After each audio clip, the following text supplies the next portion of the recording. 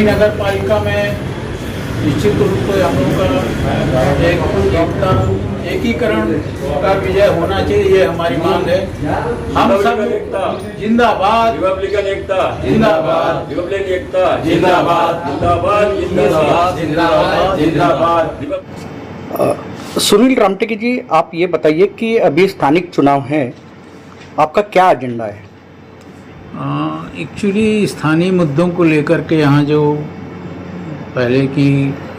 जो यहाँ के जो छोटे सामाजिक संगठन हैं और भी जो छोटी पार्टियाँ हैं उनको साथ मिल करके अनेक जो छोटे छोटे ग्रुप हैं उनको ये पहला उद्देश्य हमारा है कि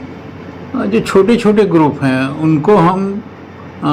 किसी भी ढंग से एक मंच पर ले आए और एक बार फिर से जो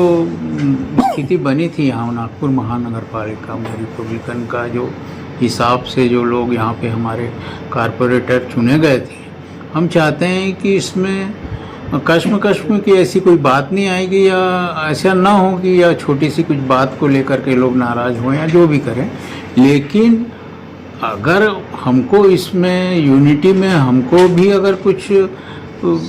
छोड़ना पड़े या त्यागना पड़े तो हम कर देंगे, लेकिन मैं यूनिटी के फेवर में हूँ और हम चाहते हैं कि किसी भी स्थानीय केवल अपने स्थानीय एजेंडे को लेकर के मुद्दों को लेकर के हम सारे मिल कर के यहाँ पे एक चुनाव लड़ें और हमारे जो एक परिस्थिति बनी हुई थी, जो पहले बनी हुई थी, वही स्थिति आज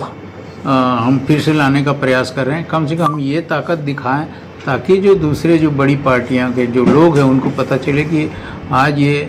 यहाँ के महानगर पालिका में यूनाइट होकर के ये स्थिति लाएं तो इसका जो प्रभाव है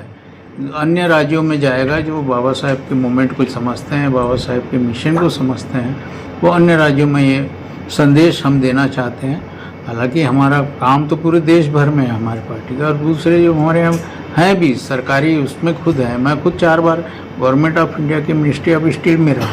पर मैं केवल ये चाहता हूँ कि एक यूनाइटेड होकर के एक मैसेज यहाँ से जाना चाहिए और वो मैसेज जाएगा तो निश्चित रूप से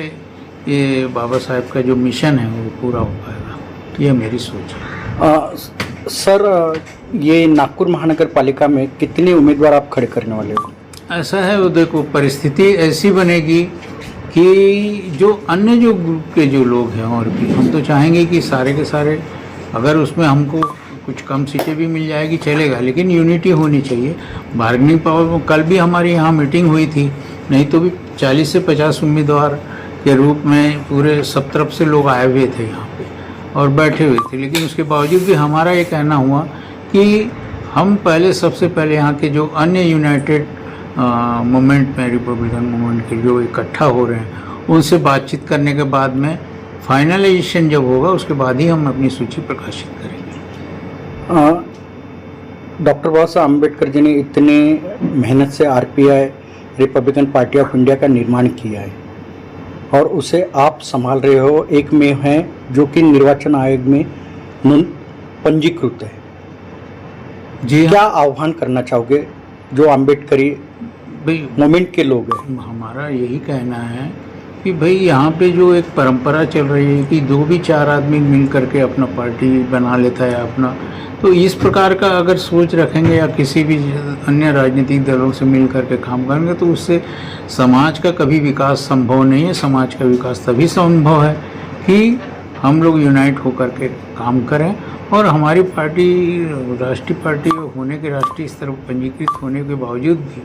हम ये नहीं चाहते कि यहाँ पे कोई आपस में बार्गेनिंग की स्थिति हो और मिलजुल करके लड़ेंगे। ये हमारी सोच है।